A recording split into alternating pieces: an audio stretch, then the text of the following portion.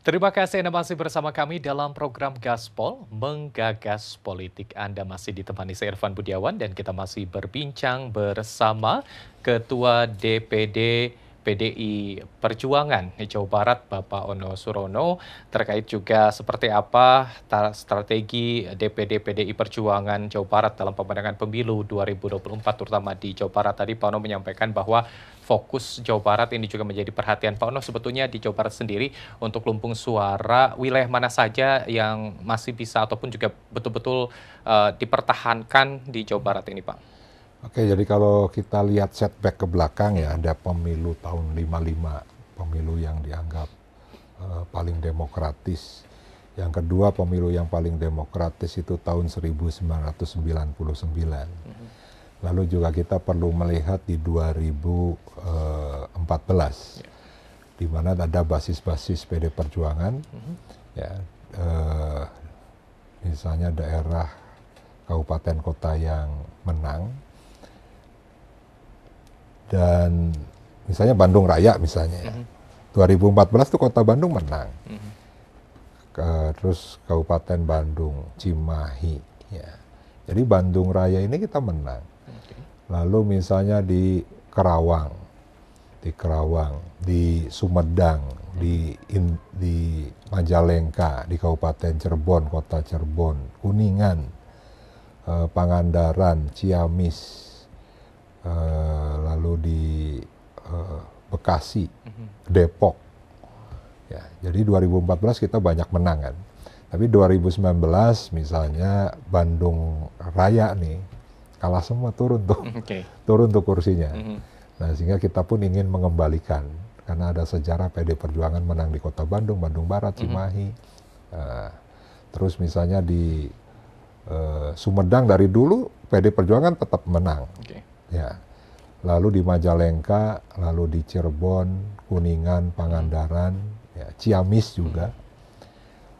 Tapi ada beberapa misalnya kabupaten di Pantura, misalnya Kota Bekasi, Kota Depok, ya, yang tadinya menang terus kalah, ya akan kita kembalikan ke kemenangan, termasuk di Kerawang. Nah, Indramayu misalnya sesuatu yang baru, 99 kita menang, tapi tidak pernah menang setelah itu, tapi sekarang kita punya kepala daerah. Ya, 20 tahun kepala daerahnya dari partai lain, sekarang PDI Perjuangan. Jadi kita akan push Indramayu, PDI Perjuangan harus menang.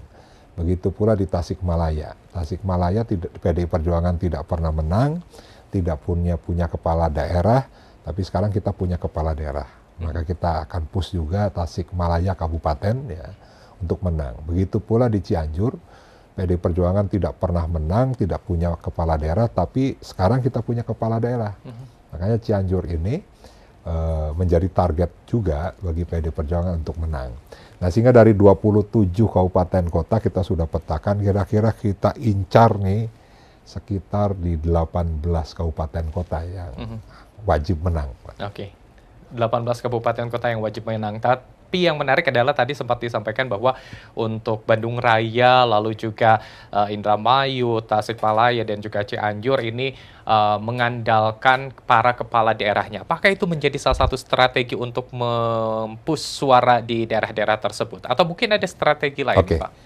Jadi Ibu Ketua Umum kan selalu menyampaikan kunci kemenangan itu adalah kerja-kerja kerakyatan. Ya kan? Dan etalase partai itu kan struktural, eksekutif, dan legislatif.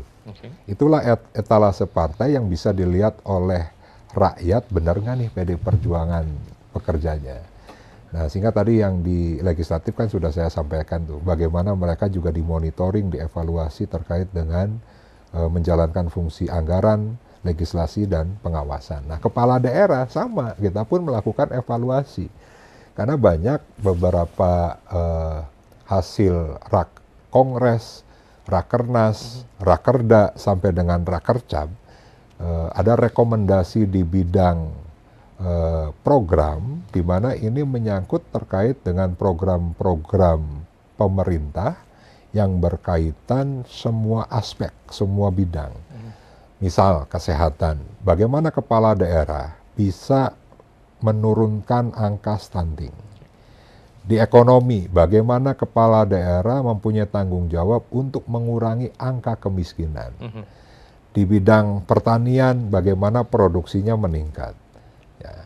Di bidang tenaga kerja, misalnya bagaimana harus ada investasi, dibangun usaha sehingga ada penyerapan tenaga kerja. Jadi itu yang tentunya menjadi modal bagi PD Perjuangan melalui kepala daerah. Ya. Manakala kepala daerah kerjanya baik, saya yakin rakyat secara otomatis akan tahu, oh inilah potret kader PD Perjuangan yang bekerja sebagai kepala daerah. Dan kita sudah mempunyai contoh misalnya ya, Aswar Anas, yang dulu Bupati Banyuwangi. Dengan membereskan Banyuwangi, dulu PD Perjuangan kalah, terus menang. Bu Risma misalnya, di Surabaya, menjadi mayoritas PD Perjuangan di sana. Lalu Pak Hendi misalnya, di kota Semarang sama. Jadi pada saat kader PD Perjuangan pada posisi struktural legislatif dan eksekutif ini benar-benar kerja yang baik untuk rakyat, maka secara otomatis, karena rakyat sekarang pintar kok, bisa menilai kok, gitu kan. Bisa menilai, sehingga pada saat bicara terkait dengan diksi petugas partai, tidak pernah itu ditakuti oleh kader PD Perjuangan, ya, apabila misalnya ada masyarakat yang menafsirkan bahwa petugas partai ini bukan petugas rakyat. Petugas partai ini adalah petugas yang menjalankan program-program keracyatannya partai politik, kan itu. Baik. Jadi mengandalkan para kepala daerah dengan catatan mereka bekerja sepenuhnya untuk rakyat. Seperti itu, agar rakyat bisa melihat seperti apa hasil kinerjanya. Dan tadi tanda kutip petugas partai juga dalam tanda kutip juga bahwa betul-betul menjalankan apa yang diinginkan rakyat juga, seperti itu ya.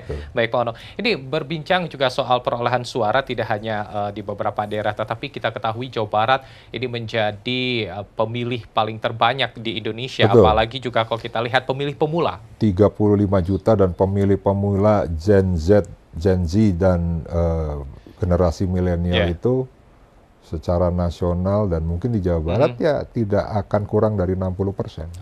Nah lantas seperti apa strategi untuk menggait pemilih pemula ini untuk DPD PDI di Jawa Barat ini Pak?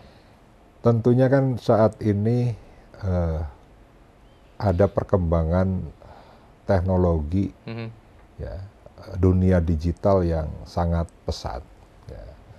Lalu juga ada hal-hal yang mungkin tidak saya temukan pada saat saya umur 17 tahun, 20 tahun. Nah, sehingga tentunya partai ini juga harus mengikuti ya, perkembangan zaman, perkembangan teknologi itu. Siapa yang bisa masuk ke dunia mereka? Ya anak muda.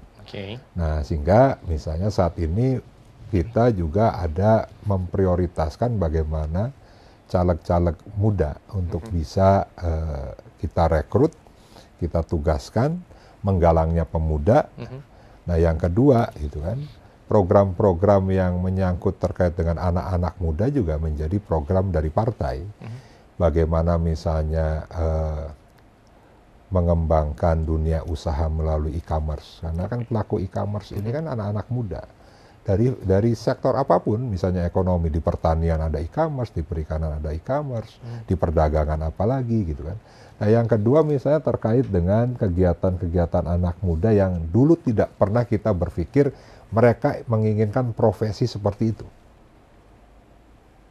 Ditanya sekarang, pingin jadi apa? Oh, gamers. Oh, ternyata kompetisi untuk mencetak gamers melalui e-sport, ya kan? Ini sudah sangat lazim dilakukan.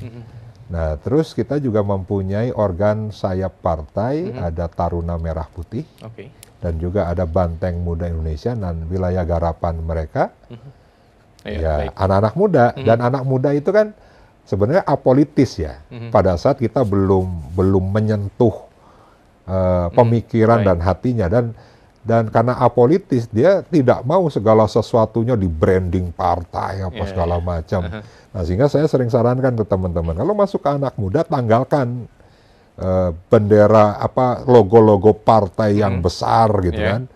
Karena pada saat bicara Banteng Muda Indonesia yang melaksanakan kegiatan, mereka sudah pasti tahu tuh, oh ini PDI Perjuangan. Dan kami tidak perlu misalnya ada ruangan yang disetting dengan logo Banteng yang besar. Karena ya tentunya tadi sekali lagi kita harus menyesuaikan apa yang disukai, disenangi oleh anak-anak muda tersebut. Oke, jadi tidak soal logo tetapi langsung ke tindakan kepada anak-anak muda tersebut. Betul. Ya Pak ya. Satu hal yang bisa mengumpulkan anak muda. Apa Pak? Konser. Oke, termasuk kemarin sempat juga ngedance nih Pak Odo ya. Baik, kita tahan kembali perbincangan kita. Yang paling menarik adalah seperti apa apabila nanti PDI di Jawa Barat bisa kembali memenangkan suara, apakah ini akan sejalan juga dengan pemenangan Pilpres? Kita ketahui bahwa Ganjar Pranowo juga ini menjadi PR besar tentunya untuk Jawa Barat agar bisa menang. Seperti apa? Kita akan lanjutkan perbincangan kita dalam program Gaspol Menggagas Politik.